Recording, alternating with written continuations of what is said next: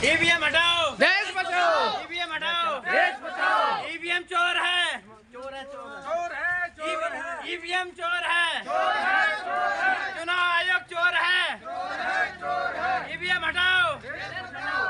EVM चोर है, चोर है, चोर है। चुनाव आयोग चोर है, चोर है, चोर है।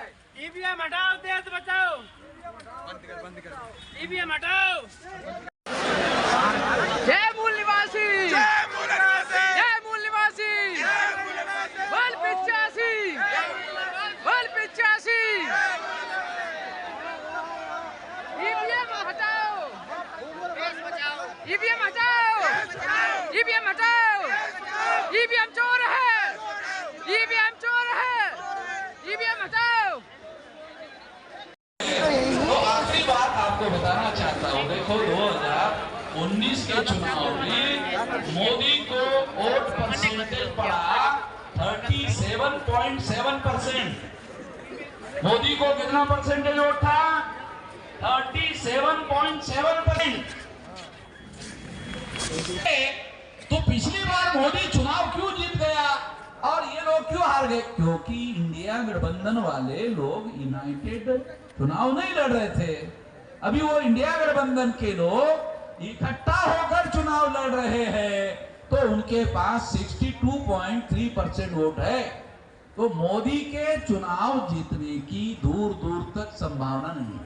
मोदी को ये बात समझ में आती है, मीडिया वाले ये आंकड़े बता नहीं रहे हैं। चुनाव आयोग के साइट पर जाने के आधार पर बता रहा हूं आप लोगों को, ये हमारे पास डाटा है। ये डाटा मैं आपको समझा रहा हूं कि मोदी के चुनाव जीतने की संभावना नहीं है और इंडिया गठबंधन के पास 62.3% वोट है, मोदी के पास 37.7% वोट है।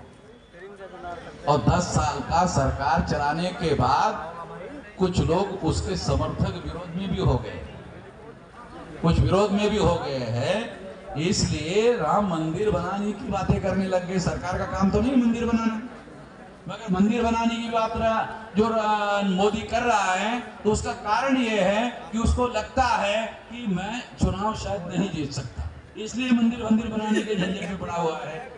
तो इस वजह से ये आखिरी बात मैं आपको समझा रहा हूं, आने वाले समय में ये जो चुनाव है इंडिया गठबंधन वर्सेस इंडिया गठबंधन, तो इसमें बदलाव हो सकता है। इस बदलाव को रोकने का काम ईवीएम के द्वारा हो सकता है। इस बदलाव को रोकने का काम ईवीएम के द्वारा हो सकता है।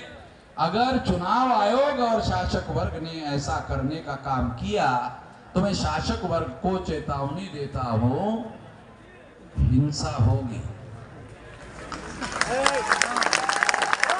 अभी कुछ लोग कह रहे हैं ईवीएम, विश्राम जी ईवीएम फोड़ने का आदेश दे दो, मैं इससे सहमत नहीं हूं। ईवीएम फोड़ने के लिए मैं अभी आपको कोई आदेश देने के पक्ष में नहीं हूं। चुनाव आयोग को विचार करने के लिए 10 दिन का और समय देता हूं। 10 दिन के बाद फोड़ने का वीडियो बनाऊंगा। 10 दिन के बाद 10 दिन तक चुनाव आयोग के अधिकारियों को सोचने के लिए समय दे रहा हूं। कुछ लोगों ने मुझे कहा, क्योंकि ये सारी बातें आपको समझ में आ जाएगी, अरे इतनी जल्दी आप देने का मामला, बैलेट पेपर का मामला करोगे तो इतनी जल्दी बैलेट कैसे छपेंगे? तो उनको, हमारे लोगों को जानकारी तो होती नहीं।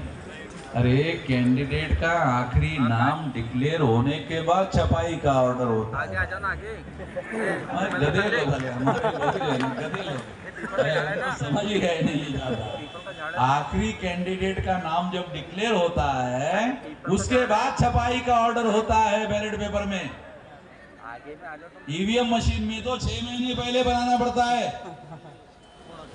बैलेट पेपर में जो कैंडिडेट, कौन आदमी चुनाव लड़ने वाला है, कोई पता तो है नहीं चुनाव आयोग को। और हर चुनाव क्षेत्र में अलग अलग बैलेट पेपर छपते हैं, क्योंकि हर चुनाव क्षेत्र में अलग अलग कैंडिडेट होते हैं और कहीं कहीं जो है 50 होते हैं, 60 हो जाते हैं, उसी हिसाब से छपते हैं।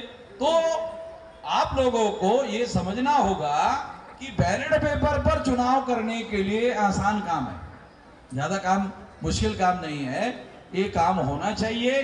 फ्री फेयर एंड ट्रांसपेरेंट चुनाव के लिए मैं यहाँ चुनाव आयोग को मांग करता हूँ कि बैलेट पेपर पर चुनाव करो और 10 दिन का समय मैं आपको देता हूँ। हेलो, उठा लो, फोन आया है। आपका फोन बज रहा है, टिडिंग टिडिंग बोल रहा है कब से। वो कुछ चिल्ला रहा है, उसको कुछ परेशानी